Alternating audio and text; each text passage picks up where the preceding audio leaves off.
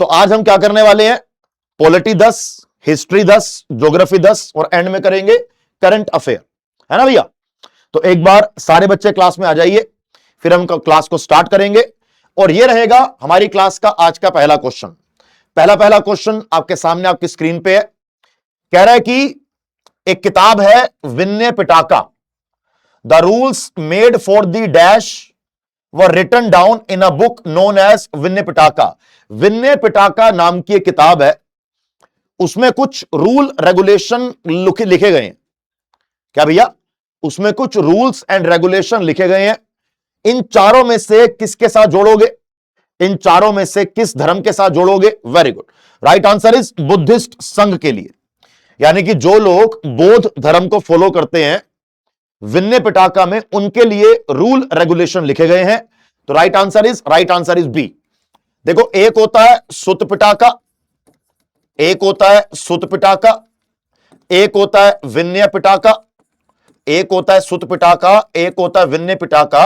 और जो ये दोनों है, अगर मैं इन दोनों की यहां पर बात करूं, जो पहले नंबर की बुद्धिस्ट काउंसिल करवाई गई, उसमें इन दोनों ग्रंथों का, किताबों का निर्माण करवाया गया। इनके अलावा एक और होता है धम्म पिटाका, इनके अलावा एक और होता है धम्म पिटाका, जिसका निर्माण किया गया थर्ड बुद्धिस्ट काउंसिल में, जिसका निर्माण किया गया तीसरे नंबर की काउंसिल में। तो राइट आंसर इज बी, सुत पिटाका, विनय पिटाका और आपका क्या आएगा, सुत पिटाका, विनय पिटाका और आपका आएगा अभिधम्म पिटाका, है ना भैया, ध्यान रखेंगे इसको। चलो आगे बढ़ेंगे। नेक्स्ट आपके साथ डिस्कस करने के लिए मेरे पास एक और पॉइंट भी है कि हमारा जो ये सारनाथ है, जहां पे गौतम बुद्ध ने अपना पहला उपदेश दिया था, सारनाथ में गौतम बुद्ध ने पहला अपना उपदेश दिया था, है ना भैया। तो यहां पर यह कह रहा है कि 45वें नंबर की हेरिटेज साइट, इसको यूनेस्को में ऐड किया गया सारनाथ को। जैसे अभी दो न्यूज हैं इंडिया के लेके, अगर देखा जाए तो एक अरुणाचल प्रदेश की ग्लो लेक है, एक अरुणाचल प्रदेश की ग्लो लेक है, जिसको भारत में 101 नंबर की रामसार साइट चूज किया गया। और आपका जो ये सारनाथ है, सारनाथ को 45वें नंबर का यूनेस्को हेरिटेज साइट बताया गया, सारनाथ को 45वें नंबर का यूनेस्को हेरिटेज साइट बताया गया। आगे आइए, नेक्स्ट आपके सामने ये रहा क्वेश्चन। कह रहा है कि in which of the following years did Mahatma Gandhi led the Satyagraha and hunger strike for the first time. कह रहा है गांधी जी ने पहली बार इन चारों में से भूख हड़ताल पर कब बैठे? गांधी जी इन चारों में से पहली बार भूख हड़ताल पर कब बैठे, यह क्वेश्चन है। बताओ भैया क्या आंसर होगा कि first hunger strike by Gandhi ji, क्या आंसर देंगे इसका? वेरी गुड भाई, 1918 में गांधी जी ने जो अहमदाबाद मिल स्ट्राइक करी, क्या करी? जो अहमदाबाद मिल स्ट्राइक करी, वहां पे गांधी जी ने पहली बार भूख हड़ताल का साथ दिया। और गांधी जी को पता है कि अगर गलती से गांधी जी निपट गए या गांधी जी की मृत्यु हो गई, भाई साहब देश में दंगे हो जाएंगे, है ना। 1917 Champaran Satyagraha, 1919 Rowlatt Satyagraha, 1920 non cooperation movement. Right answer is C. Mahatma Gandhi ji 1918 में पहली बार जब अहमदाबाद मिल स्ट्राइक पर गए, जब अहमदाबाद मिल स्ट्राइक में गए, तो पहला उन्होंने हंगर स्ट्राइक किया 1918 में, ध्यान रखेंगे इस बात को। और जो मिल के काम करने वाले लोग थे, उनकी सैलरी को 35% तक बढ़ा दिया, उनकी सैलरी को 35% तक बढ़ा दिया, है ना भैया, ध्यान रखेंगे। अगला आइए, नेक्स्ट। कह रहे इनमें से कौन सा ऐसा जानवर है जो मोर्रे पत्थरों पर या मोर्रे स्तंभ पर या मोर्रे शिलालेख पे नहीं पाया जाता? कह रहा है साहिल भैया आज सिविल ड्रेस में है यार, जो मैं ऊपर वो पहनता हूं जैकेट और टेक्स्ट बुक सुपर पास वाली, वो गलती से आज मैं घर छोड़ आया हूं, बाय चांस वो घर रह गई है, इसलिए मैं अभी आज ऐसे प्लेन टी शर्ट में हूं, है ना। क्या आंसर है इसका? देखो, ईगल या गरुड़ एक ऐसा जानवर हो सकता है जिसको मौर्यंस के या मौर्यास के पिलर्स के साथ नहीं जोड़ सकते। तो right answer is D, eagle. चाहे मैं आपसे लायन की बात करूं, जो आपको ये सारनाथ लायन कैपिटल कहा जाता है, सारनाथ का जो पिल्लर है, सारनाथ का जो पिल्लर है उसकी स्थापना सम्राट अशोक ने करी है, जिससे हमने जो ये 4 शेरों वाला एक स्तंभ लिया है, जो कि हमारा इस समय नेशनल एम्बलम है, जो कि हमारा इस समय नेशनल एम्बलम है, जिसके नीचे सत्यमेव जयते लिखा होता है।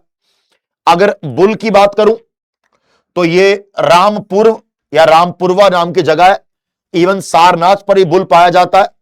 एलिफेंट सारनाथ अबैकस पर पाया गया है, सनकिस्सा एक जगह है वहां पर पाया गया है, घोड़े के भी काफी जगह पाए गए हैं, सारनाथ पर पाए गए हैं, ईगल नहीं पाया गया। ऋग्वेद को कितने मंडल में डिवाइड किया गया? मंडल का मतलब होता है बुक्स, ऋग्वेद के टर्म्स में बुक्स को मंडल कहा जाता है। सर आप जो करंट अफेयर पढ़ाते हैं क्या वही पढ़ना एग्जाम के लिए काफी है, या मुझे किसी और सोर्स से भी करंट अफेयर पढ़ना है? देखो ये आपकी ना पर्सनल चॉइस होती है। करंट अफेयर क्या होता है? करंट अफेयर अनलिमिटेड है।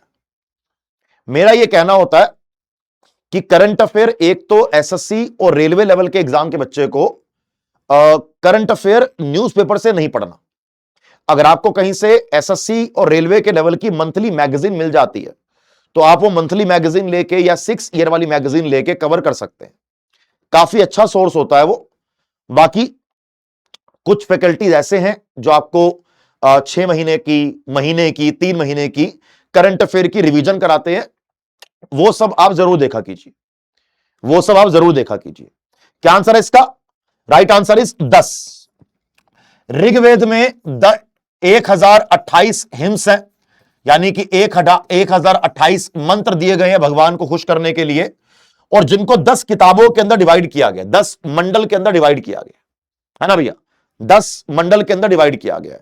हमारे ही चैनल पे रिया मैम आपको करंट अफेयर पढ़ाती हैं, हमारे चैनल पे आपको रिया मैम करंट अफेयर्स पढ़ाती हैं।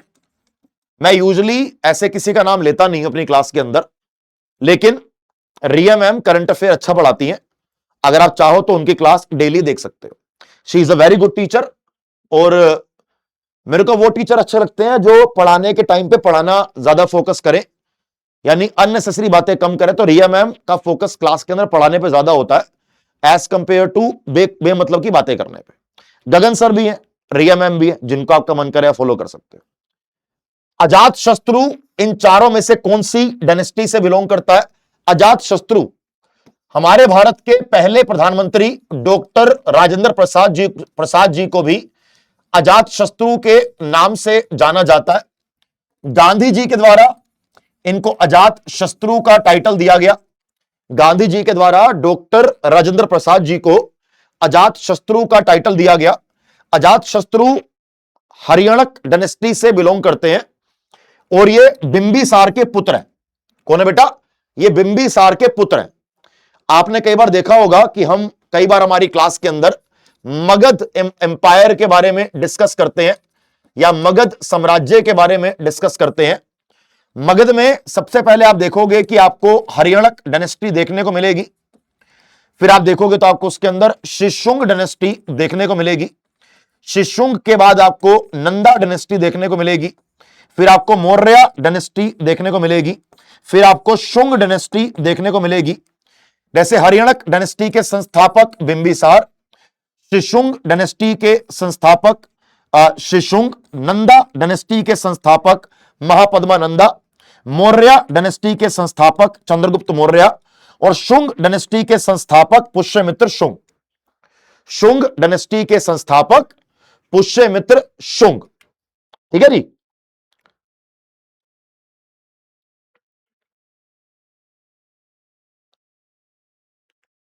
परफेक्ट, आगे बढ़े, अगला आइए नेक्स्ट।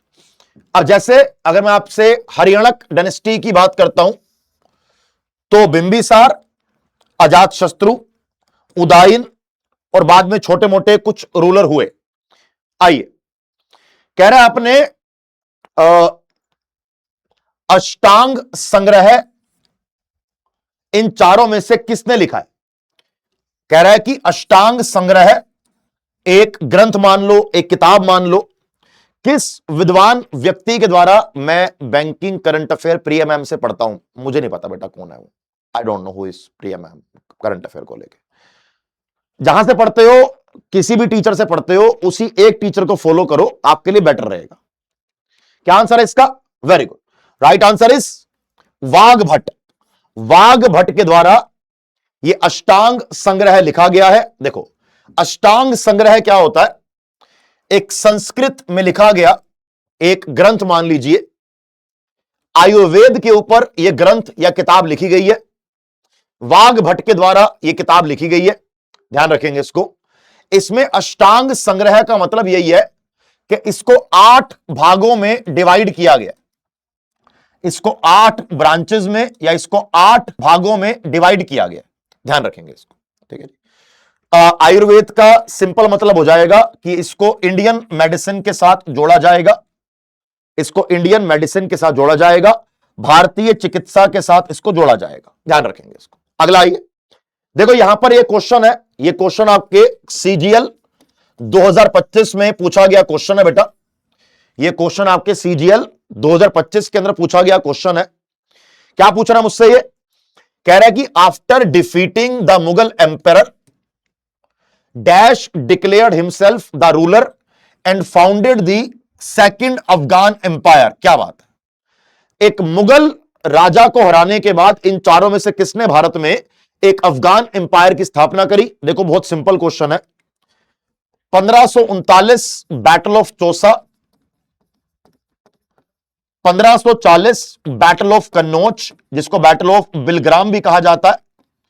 इन दोनों बैटल में एक तरफ है हमारे शेर शाह सूरी साहब और एक तरफ मिस्टर हुमायूं।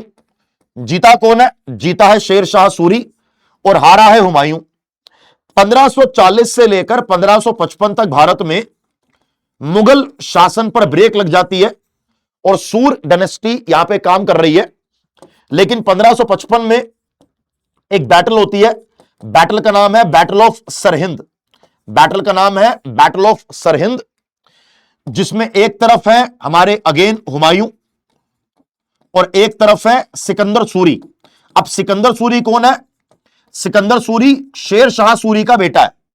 यहां पे हुमायूं जीत गया, सिकंदर सूरी हार गया और मुगलों का फिर से शासन हो गया।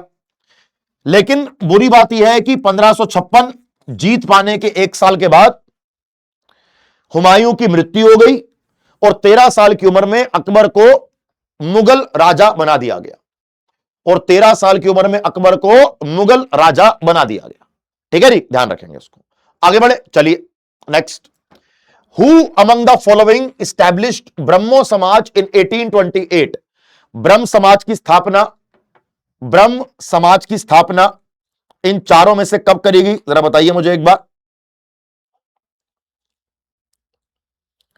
ब्रह्म समाज की स्थापना इन चारों में से कब करी गई? जरा बताइए मुझे एक बार,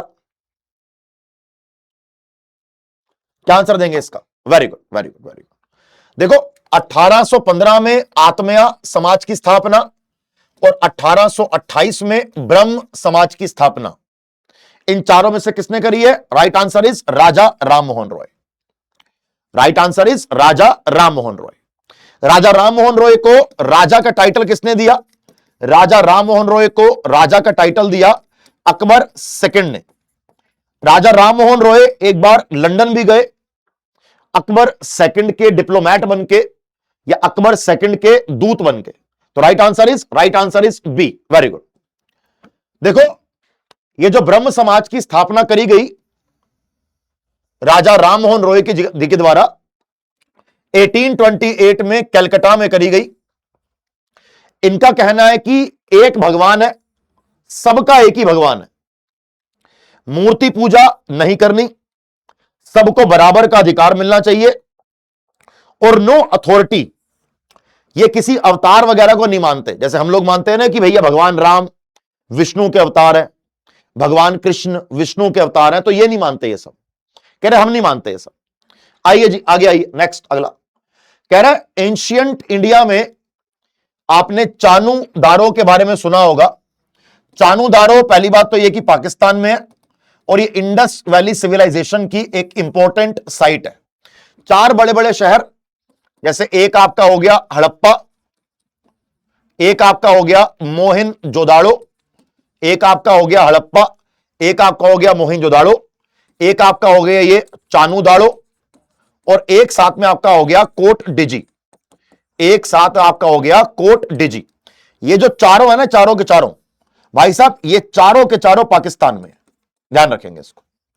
चानूदारो ये जो जगह है, ये कोई पॉलिटिकल सेंटर नहीं है, फिर ये क्या है, इसको एक तरीके का ट्रेड सेंटर बोला गया है, जहां पे बिजनेस होता है, जहां पे काम होता है, जहां पे व्यवसाय होता है, तो इसको ट्रेड सेंटर बोला गया है। तो क्या आंसर होगा इसका, यहां पे बीड मेकिंग देखने को मिलता है, यहां पे मन का बनाना देखने को मिलता है, ना यहां पे एग्रीकल्चर देखा गया, ना यहां पे पॉलिटिक्स देखी गई, यहां पे ये काम देखा गया बीड मेकिंग। तो राइट आंसर इज सी। आगे आइए next. How the Rigveda best described in the context of ancient Indian literature. इन चारों में से ऋग्वेद के लिए कौन सी स्टेटमेंट या कौन सी लाइन करेक्ट, जरा बताइए मुझे एक बार आप। इन चारों में से ऋग्वेद के लिए कौन सी लाइन करेक्ट है, जरा बताइए बेटा मुझे एक बार आप, कि इन चारों में से क्या करेक्ट होगा। एनीवन? हाँ जी,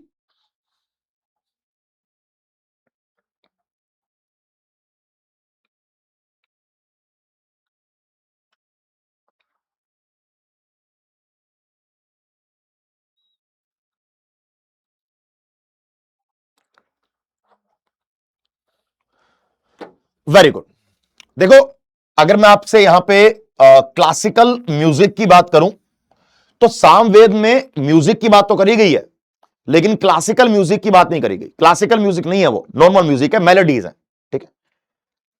हिम्स 1028 हिम्स पाए गए हैं ऋग्वेद में। ऋग्वेद इंडस वैली के बाद जो वैदिक पीरियड आता है, उसका जो अर्ली वैदिक पीरियड है, उसमें ऋग्वेद की स्थापना करी गई है।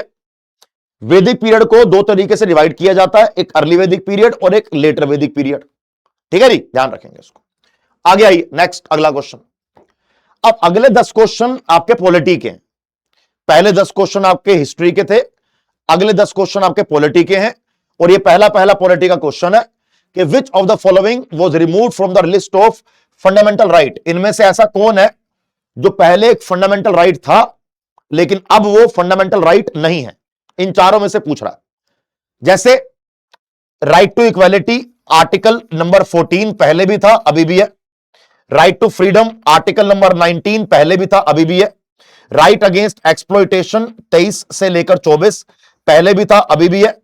राइट टू प्रॉपर्टी पहले आर्टिकल नंबर 31 में था, पहले आर्टिकल नंबर 31 में था, अब ये आर्टिकल 300A में है। अब ये क्या है, अब ये आपका एक लीगल राइट है, ये फंडामेंटल राइट नहीं है। तो राइट आंसर इज बी। इसको 44वें अमेंडमेंट के द्वारा 1978 में फंडामेंटल राइट से रिमूव किया गया। अगला आइए, यहां पर हमें 3 स्टेटमेंट दी गई है। कह रहा है तीनों में से कौन सी करेक्ट है, जरा मुझे एक बार ये बताइए। क्या बोल रहा है, कह रहा है कि तीनों में से कौन सी करेक्ट है, मुझे कमेंट बॉक्स में कमेंट करके ये बताइए। क्या लगता है क्या आंसर होगा इसका।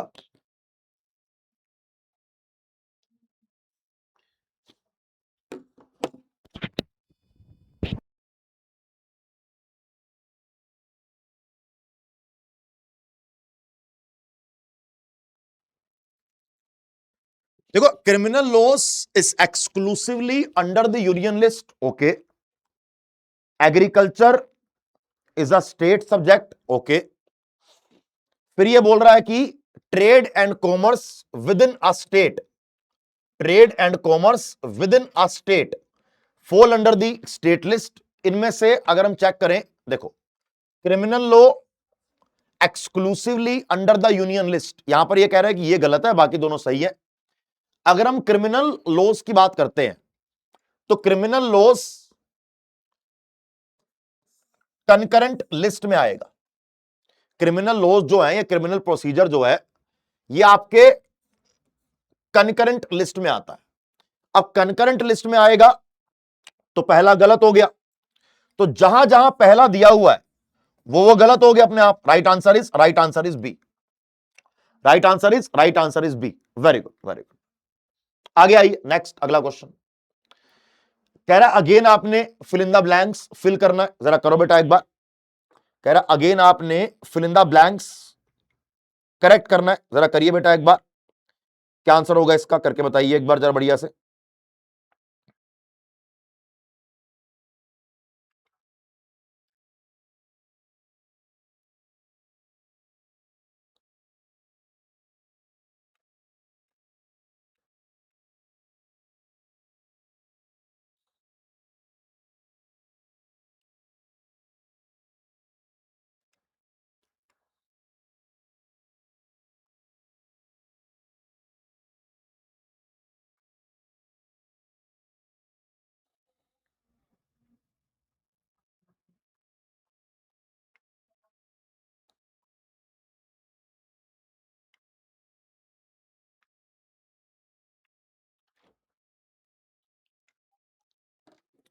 चेक करें एक बार क्या आंसर होगा इसका। कह रहा है the dash list in schedule 8 deals solely with the matters of national importance like defence and foreign affair. देखो ऐसा है कि जो ये डिफेंस एंड फॉरेन अफेयर्स वाली बात यहां पे करी जा रही है 7वें नंबर के स्केड्यूल में, भाई डिफेंस और फॉरेन अफेयर्स केवल यूनियन लिस्ट में आता है, ये और किसी में नहीं आएगा, क्योंकि डिफेंस एक केंद्र का मैटर है, ये राज्य का या स्टेट का मैटर नहीं है।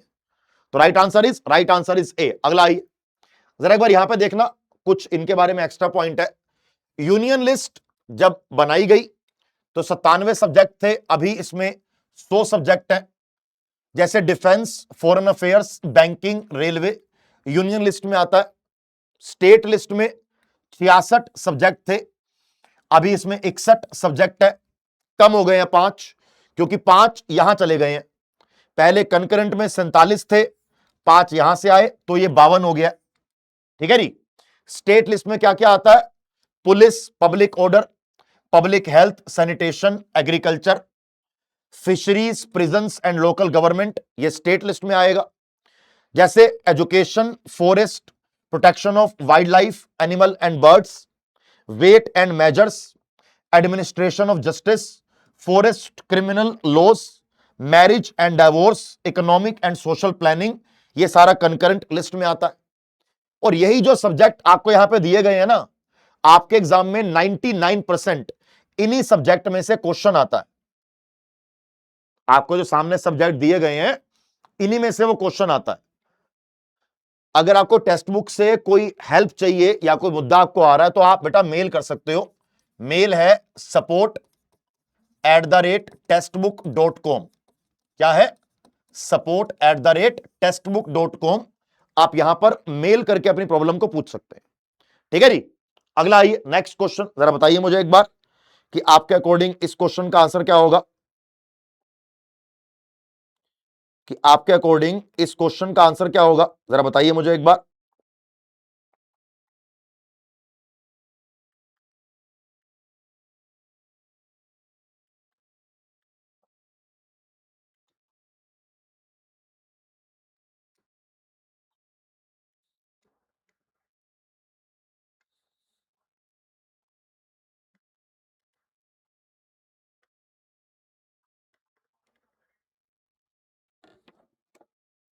Very good. The president is elected by electoral college. The president is elected by electoral college, ये आर्टिकल नंबर 54 में लिखा हुआ है। While the governor is appointed by the president. ध्यान रखना, गवर्नर का कभी भी चुनाव नहीं होता। गवर्नर का कभी भी चुनाव नहीं होता, गवर्नर को राष्ट्रपति के द्वारा अपॉइंट किया जाता है। तो right answer is B. Right answer is B. Which authority decide whether a bill is a money bill और नॉट। देखो इसमें 3 चीजें होती हैं, मैं आपको बता दूं एक बार।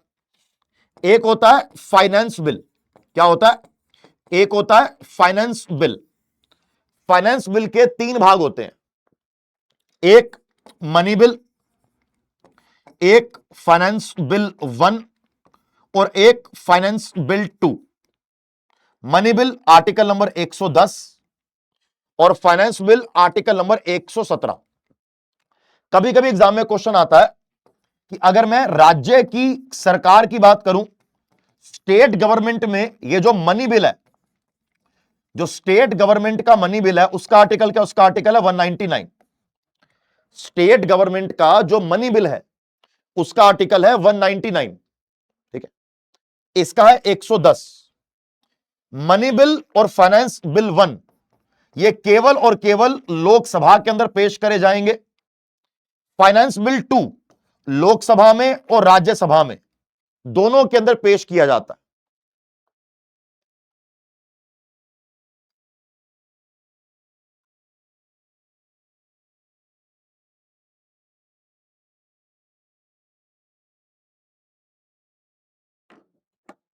क्या आंसर देंगे इसका? Very good, right answer is, right answer is Lok Sabha का स्पीकर। अब ये डिसाइड कौन करेगा? लोकसभा का स्पीकर डिसाइड करेगा कौन सा बिल मनी बिल है और कौन सा बिल मनी बिल नहीं है। अगला आइए, आर्टिकल नंबर 268 इन चारों में से किसकी बात करेगा, जरा बताइए मुझे एक बार। कह रहे आर्टिकल नंबर 268 इन चारों में से किसकी बात करेगा, जरा बताइए मुझे एक बार कि सर ये करेक्ट होगा। जल्दी बोलिए, what is article number, what is article number 268? बोलो भैया।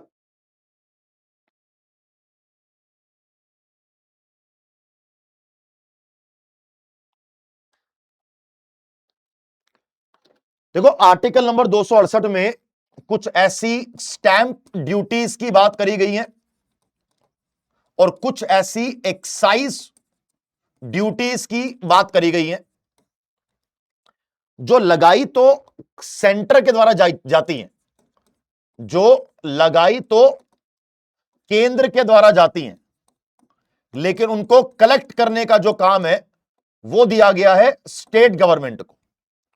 कुछ ऐसी स्टैंप ड्यूटीज और कुछ ऐसी excise duties levied by the centre and collected by the state. Right answer is C, right answer is, right answer is C. यहां पे आपका सी करेक्ट होगा, राइट। चलो वेरी गुड। आर्टिकल 268 कुछ ऐसे टैक्स की बात करता है, कुछ ऐसी ड्यूटीज की बात करता है levied by the union but collected by the state.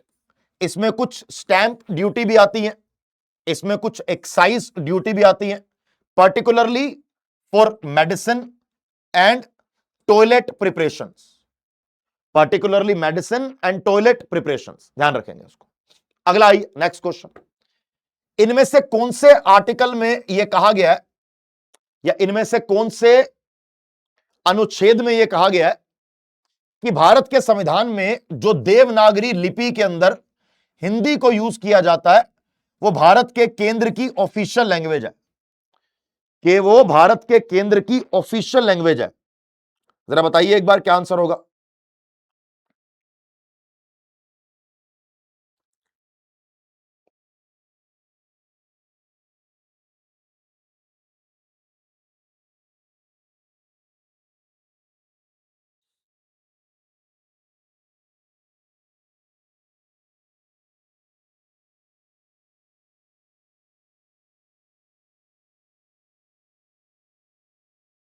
Very good.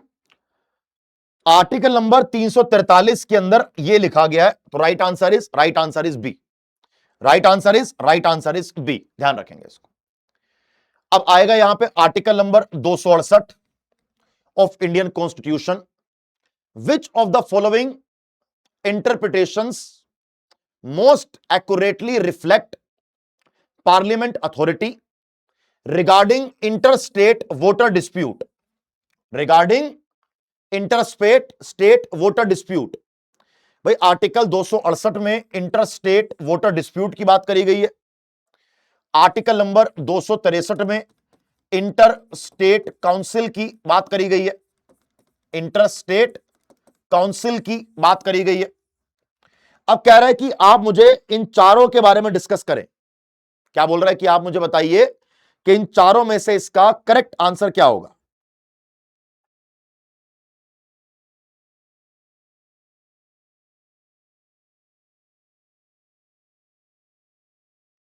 क्या आंसर देंगे इसका? Very good. रिवर नेविगेशन को लेके होगा setup tribunal for voter dispute and bar SC review, okay ये करेक्ट हो सकता है। State level voter body permanently हटा दो, गलत। आईएससी मेडिशन को ना ना ना, यहां पर मुझे लगता है कि बी करेक्ट होगा, yes right answer is B, कि दो राज्यों के बीच में अगर कोई वोटर डिस्प्यूट है तो उसको सोल्व करने के लिए क्या करो, उसको सोल्व करने के लिए बेटा ट्रिब्यूनल बनाओ और ट्रिब्यूनल से उसको सोल्व करके दिखाओ। अगला आई next, national anti doping agency इन चारों में से कब बनाई गई? कह रहा है कि नेशनल एंटी डोपिंग एजेंसी इन चारों में से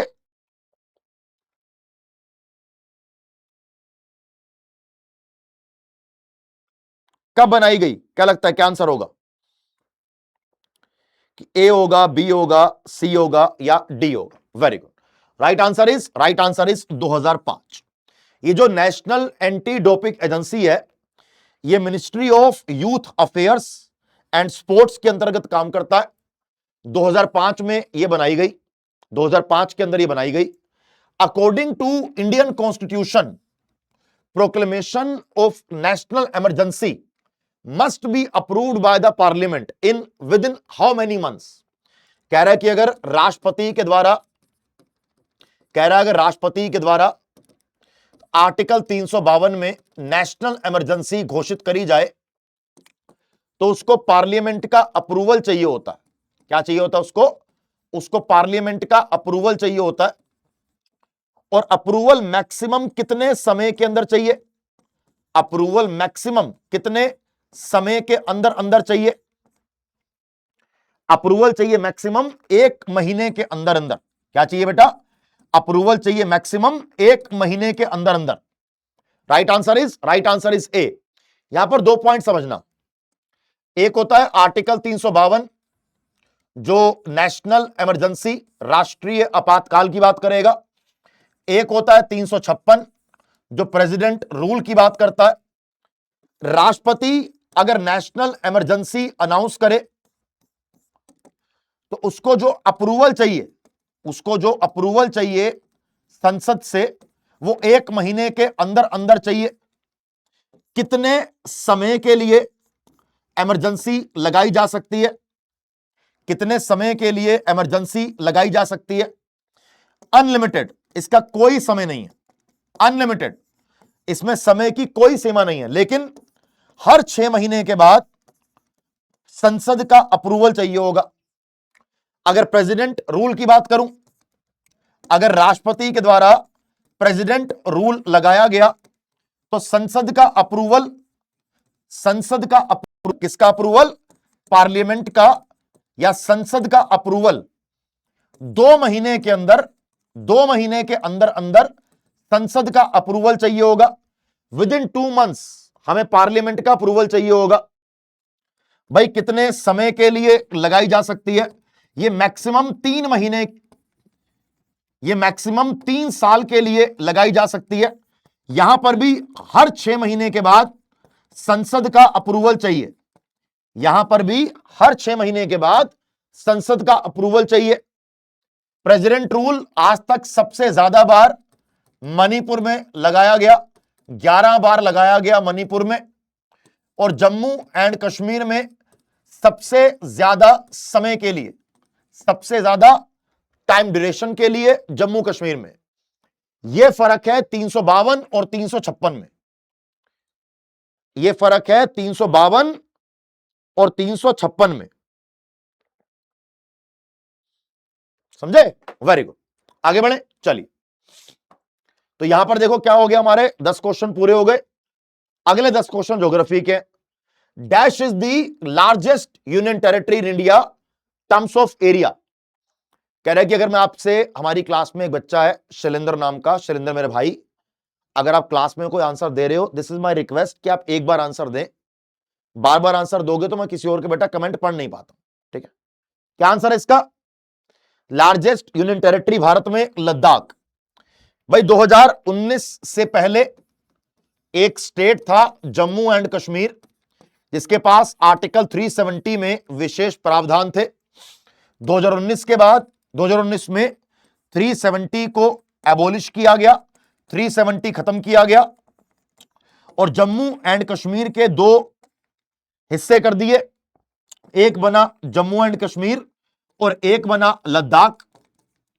अब जम्मू एंड कश्मीर भी एक यूनियन टेरिटरी है और लद्दाख भी एक यूनियन टेरिटरी है। Right answer is C. India का जो लैंड का एरिया है वो पूरे दुनिया के परसेंटेज में टोटल एरिया का कितना परसेंट है? बताओ भैया क्या आंसर होगा? बोलो बोलो जल्दी बोलो, जल्दी बोलो क्या आंसर होगा इसका, कि ए होगा, बी होगा, सी होगा या डी होगा?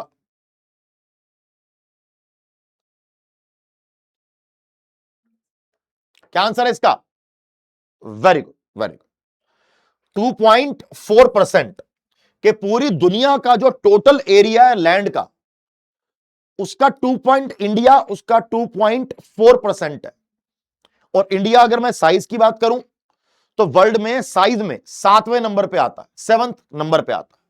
अगला आइए, जैसे रशिया नंबर 1 पे आएगा, फिर कनाडा, फिर चाइना, यूएस, ब्राजील, ऑस्ट्रेलिया, 7वां नंबर इंडिया का है। ठीक है जी, RCCUBA, ध्यान रखेंगे इसको। आगे आइए,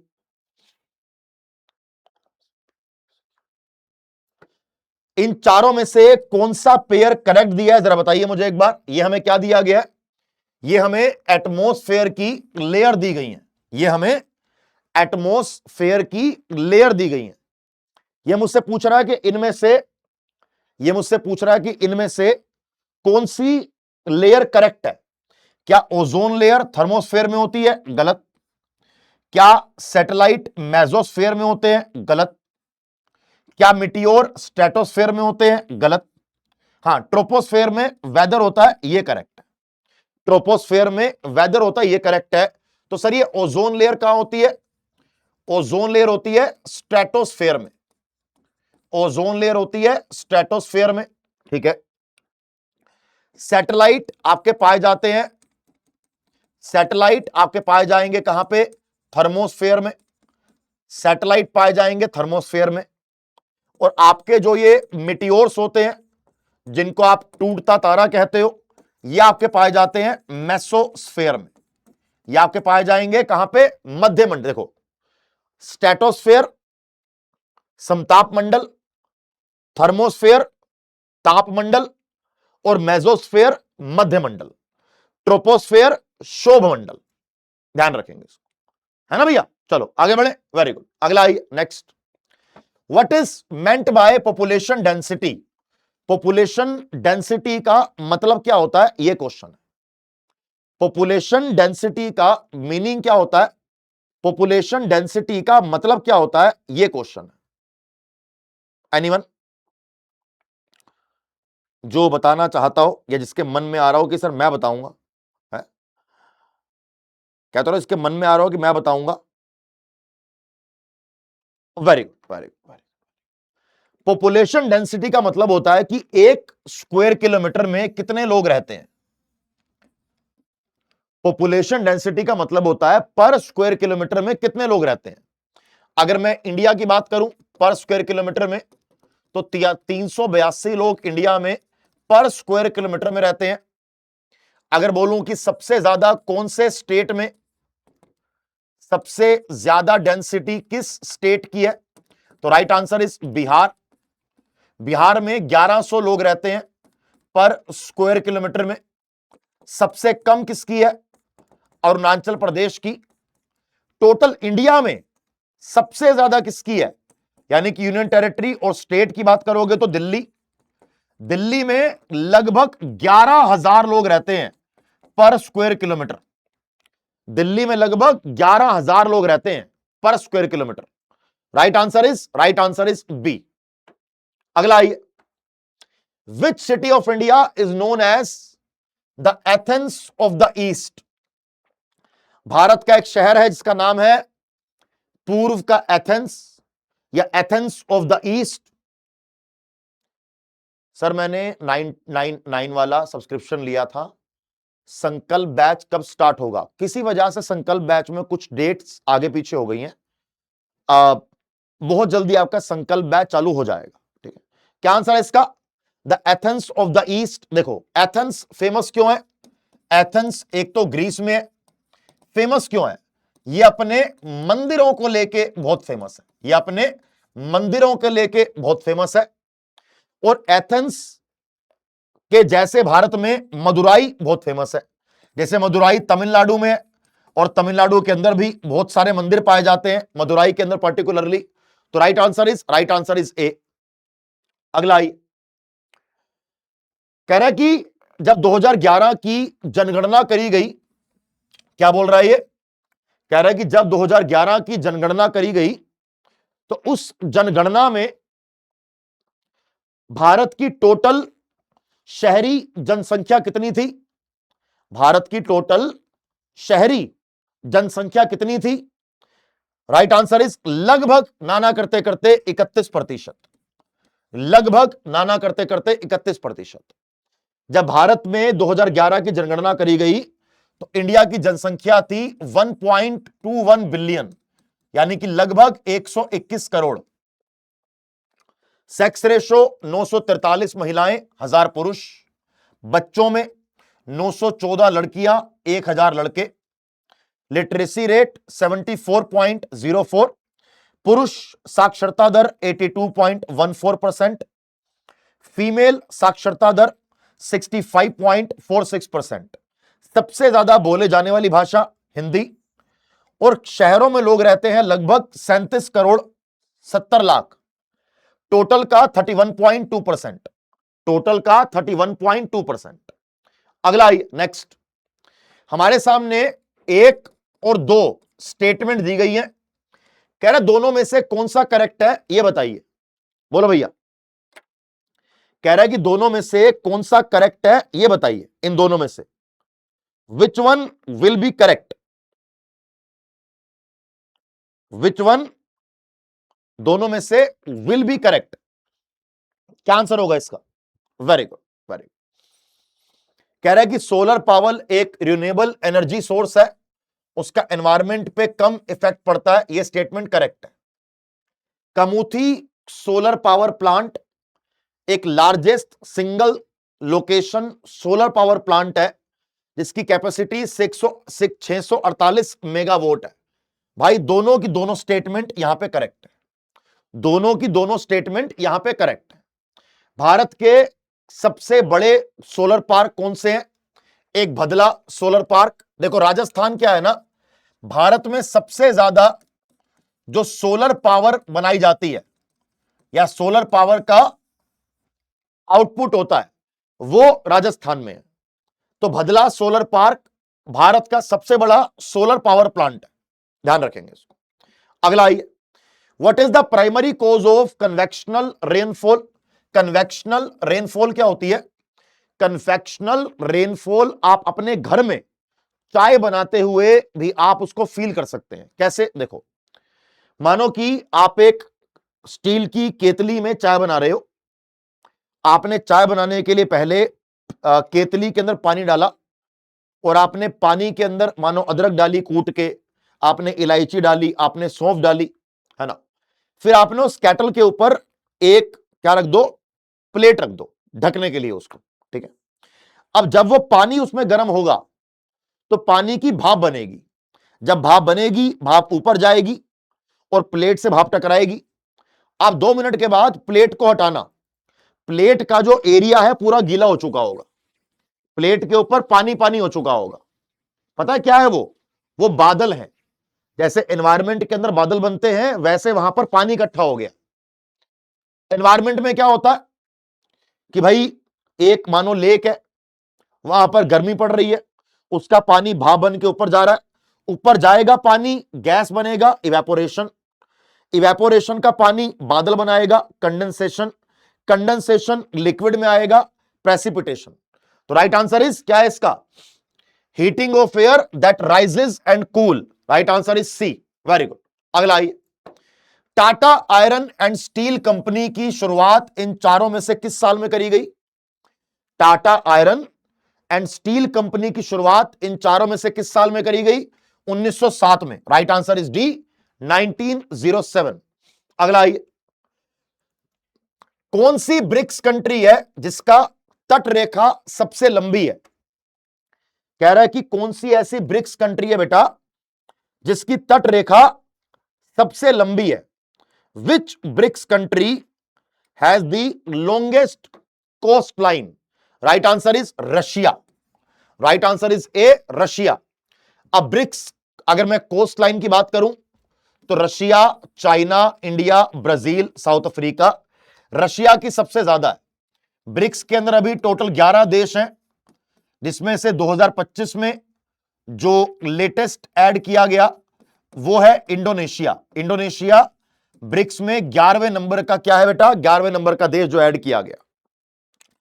तो आज हम करंट अफेयर नहीं कर पाए, फिर भी हमने काफी सारे क्वेश्चंस यहां पे कवर करे।